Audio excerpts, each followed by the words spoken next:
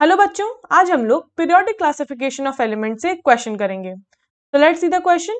Which of the following statements is not a correct statement about the trends when going from left to right across the periods of the periodic table. यहाँ पे हम लोग को 4 trends given है और हम लोग को बताना है कि इनमें से कौन सा ट्रेंड इनकरेक्ट है। शुरू करते हैं फिर।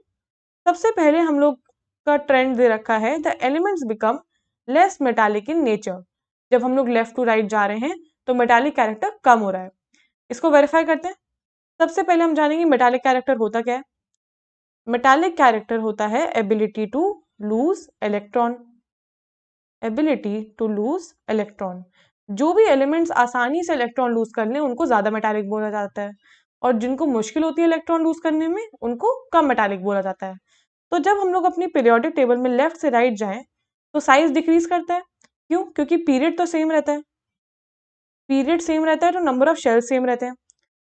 पीरियड जो है वो सेम रहता है। लेफ्ट टू राइट जाते वक्त पीरियड सेम रहता है तो उससे नंबर ऑफ शेल्स सेम रहते हैं, राइट। बट क्योंकि एटॉमिक नंबर इंक्रीज करता है, नंबर ऑफ प्रोटॉन्स न्यूक्लियस में इंक्रीज करते जाते हैं और बाहर नंबर ऑफ इलेक्ट्रॉन्स इंक्रीज करते जाते हैं।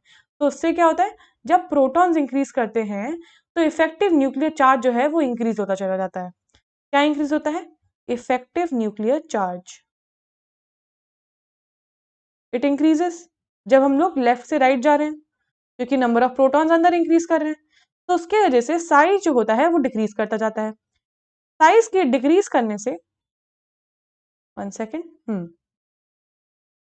साइज जो है डिक्रीज करता है। साइज के डिक्रीज करने से जो आउटर मोस्ट शेल के इलेक्ट्रॉन पे होल्ड है न्यूक्लियस का, वो बढ़ता चला जाता है। और क्योंकि वो बढ़ता चला जाता है, एबिलिटी टू लूज इलेक्ट्रॉन जो होती है वो कम होती चली जाती है।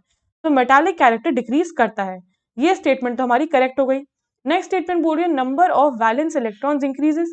ये तो बात सही है, अभी हमने बात करी।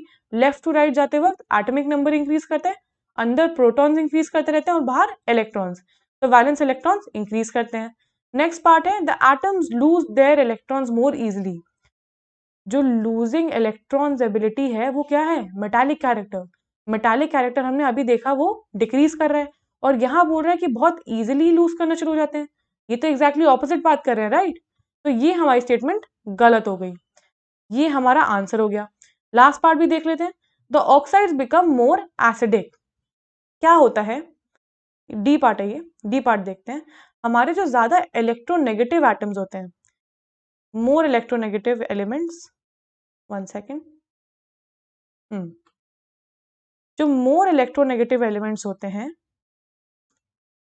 इलेक्ट्रोनेगेटिव एलिमेंट्स होते हैं, वो एसिडिक ऑक्साइड फॉर्म करते हैं। मोर इलेक्ट्रोनेगेटिव एलिमेंट्स जब वो ऑक्साइड्स फॉर्म करते हैं तो वो एसिडिक ऑक्साइड्स फॉर्म करते हैं। और जो कम इलेक्ट्रोनेगेटिव एलिमेंट्स होते हैं, less electronegative elements, they form basic oxides. Elements form what? They form basic oxides. तो अगर हम लोग देखें, ज्यादा इलेक्ट्रोनेगेटिव एलिमेंट्स पीरियोडिक टेबल के किस साइड में है? राइट साइड में है ना। They form acidic oxides, clearly लिख देते हैं।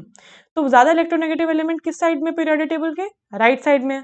और लेस इलेक्ट्रोनेगेटिव एलिमेंट किस साइड में? लेफ्ट साइड में। ये हमारी लेफ्ट साइड में है और ये राइट साइड में।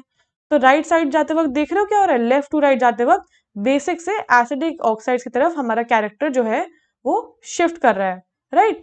तो यहाँ पे जो बोल रहा है कि oxides become more acidic as we move from left to right, ये बात सही हो गई है ना। तो ये हमारी स्टेटमेंट सही है। गलत स्टेटमेंट कौन सी थी? सी। तो हमारा आंसर क्या आ गया? C part. I hope you understood the question well.